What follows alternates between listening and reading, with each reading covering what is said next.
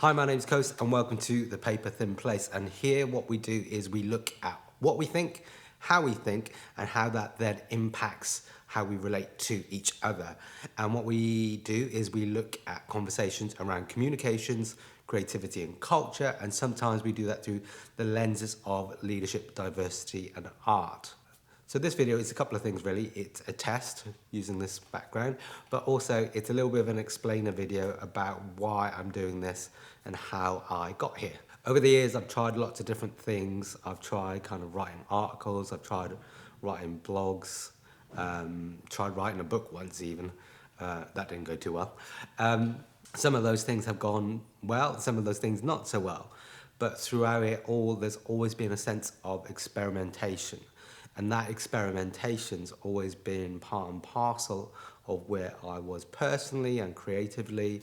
And those experimentations have been reflective of things that I've been trying to learn and discover about myself. I went to art school and I learned a lot of stuff there. I was a designer, I am a designer, and still been evolving my kind of creative process. But now I'm in this kind of place and space where what I want to do is try and share some of this stuff that I've learned, some of the stuff that other people have kind of given to me in terms of being mentored and stuff, and share some of that stuff out with the world, with you, for free, yay.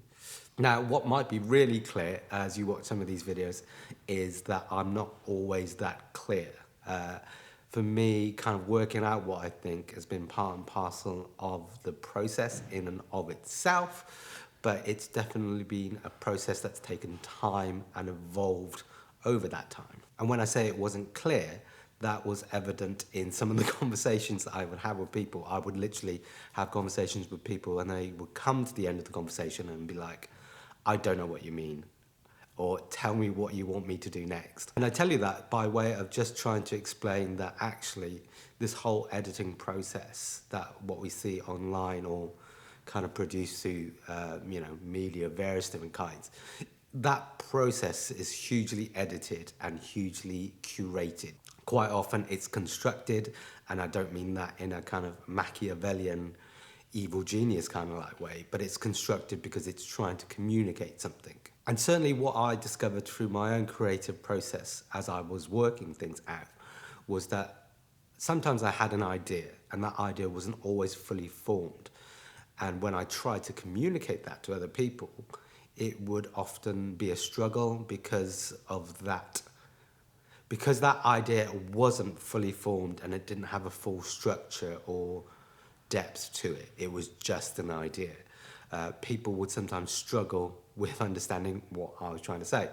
So to help in that process, one of the things that I did, or rather one of the things that somebody suggested to me that I do, was to take my thoughts or my ideas and try and kind of bring them down to like a sentence, or what that person said to me was like, try and make your thoughts a tweet. And obviously a tweet has a limited number of characters. It isn't like everything, but it kind of boils the idea down to something that's at least a starting point. So if you work on that process, if you work on that kind of distillation of that idea down to that one singular kind of sentence, it creates an essence of the idea that for you as somebody who's sharing it, you're confident that it carries across what you want it to say, what you mean it to say, and it allows the recipient of that one-liner to have a baseline to then carry on that conversation from.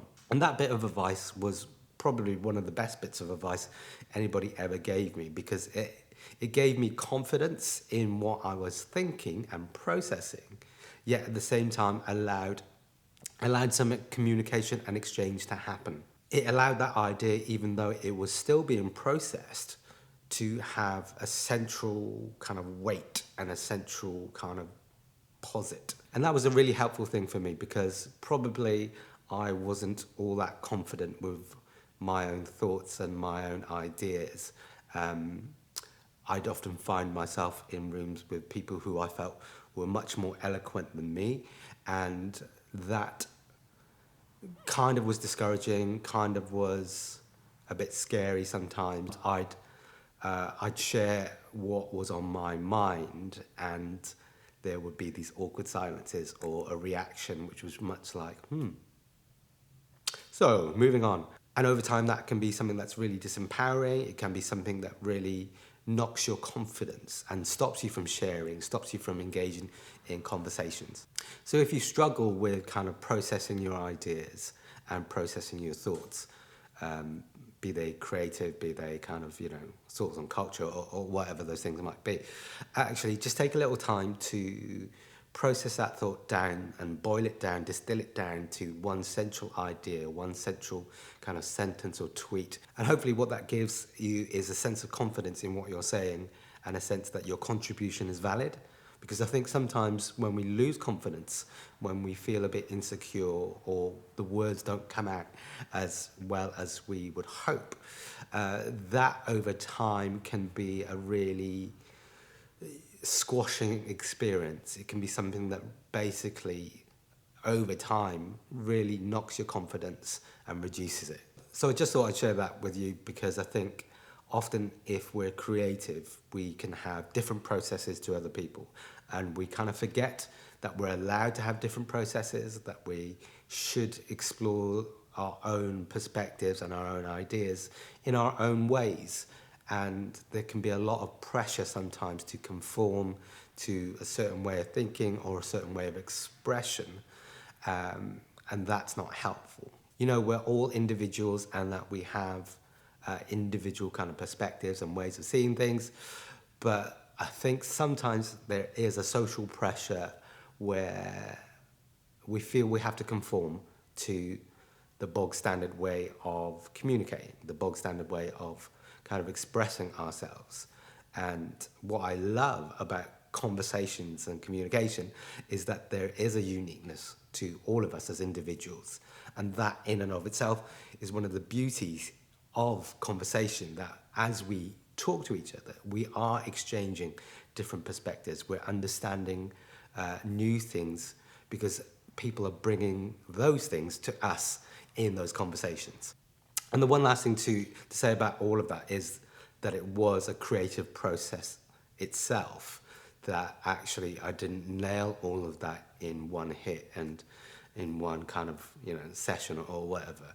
Actually, it was a series of sessions that I allowed myself to have, and in a way kind of invested in myself, because I felt I wanted to find my own way. Now, it'd be fair to say that that is a bit of an ongoing process, that I'm still working on all of that, and I still have conversations where people are like, what are you saying? But I think if you think about it as like a little tool belt, how do you over time start to collect these little phrases, these little ideas that you've distilled down and you put them in your tool belt? And how does that then allow you to have more confidence in what you're saying or what you're trying to express? And I guess the reason why I think all of that is because I think that life itself is a creative process, that actually as we learn more, we discover more about ourselves. And part of that is learning to express those things that we've discovered, that we've learned, and share those things out to people.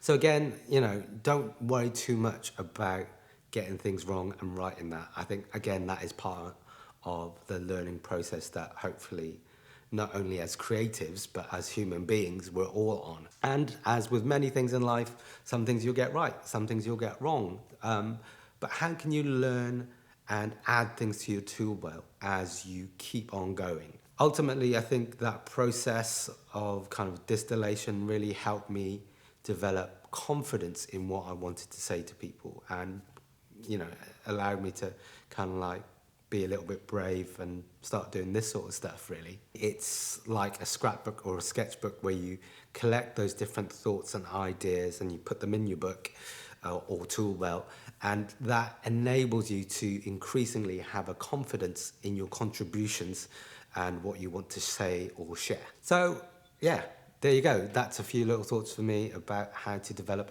a bit more confidence in what you're saying or sharing. If you like the video, let me know. If you didn't, I'm still good with that. Let me know in the comments below, or share some of your ideas or tips about how to grow confidence in the comments. Thanks. And as ever, don't forget to subscribe for more videos like this. And, wow. The reason why investing in myself, and I didn't feel guilty about that, email.